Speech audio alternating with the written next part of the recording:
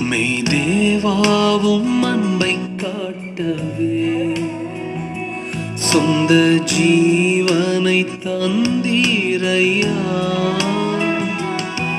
மெய் தேவாவும் அன்பை காட்டவே சொந்த ஜீவனை தந்தீரையா.